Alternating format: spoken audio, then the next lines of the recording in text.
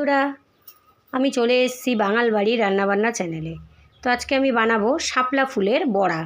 তো শাপলা ফুলের বড়া বানাতে গেলে কি কি উপকরণ লাগে আপনারা দেখুন। এখানে আছে শাপলা ফুল। তো শাপলা ফুলগুলো আমি ভালো করে কুচিয়ে নেব। তো এইভাবে আমি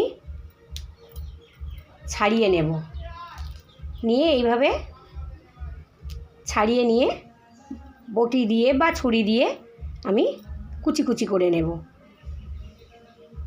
এখানে আছে লবণ, কাঁচা লঙ্কা, হলুদ। এখানে আছে আতপ চাল ভিজানো, আছে মুগ ডাল ভিজানো, আর আছে কালো জিরে।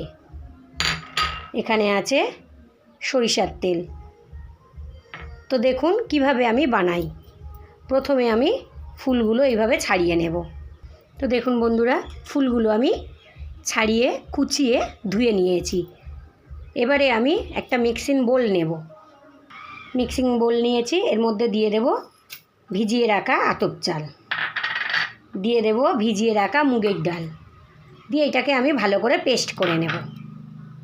তো চলুন দেখা যাক, এটাকে আমি ভালো করে পেস্ট করে নেব। দেখুন বন্ধুরা, পেস্ট হয়ে গেছে। এবারে আমি একটা বড় বোল নেব। দেখুন বড় বোল নিয়ে নিয়েছি। এবারে আমি কুচানো শাপলা ফুলগুলো দিয়ে দেব। ফুলগুলো নিয়ে নিয়েছি। এবারে আমি দিয়ে দেব মুগ ডাল আর আতপ চালের পেস্ট। এবারে দিয়ে দেব কাঁচা লঙ্কা, লবণ আর হলুদ, দিয়ে দেব অল্প একটু চিনি। এবারে এটাকে আমি ভালো করে হাত দিয়ে মেখে নেব। মাখা হয়ে গেলে গ্যাসের উপরে কড়া বসাবো, বসিয়ে তার মধ্যে সাদা তেল দেব, দিয়ে দেব কালো জিরে। তো দেখুন বন্ধুরা, কড়া বসিয়ে দিয়েছি। এবারে দিয়ে দেব সাদা তেল।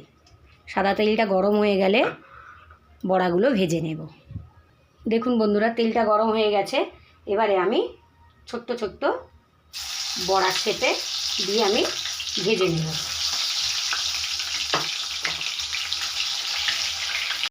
তো দেখুন বন্ধুরা, এক পিঠ ভাজা হয়ে গেছে। এবারে আমি এটাকে উল্টিয়ে দেব।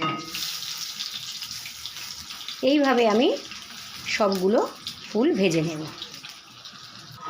ভাজা হয়ে গেছে, এবারে আমি তুলে নেব। তো দেখুন বন্ধুরা, এইভাবে আমি বানিয়ে নিলাম শাপলা ফুলের বড়া। তো আপনারা এইভাবে বাড়িতে শাপলা ফুলের বড়া বানিয়ে খেয়ে দেখুন, খুব ভালো লাগবে। আর যদি ভালো লেগে থাকে তাহলে একটা করে লাইক, কমেন্ট, শেয়ার, সাবস্ক্রাইব করে দেবেন। আর ভিডিওটা প্রথম থেকে শেষ পর্যন্ত আপনারা দেখুন কিভাবে আমি বানালাম। নমস্কার।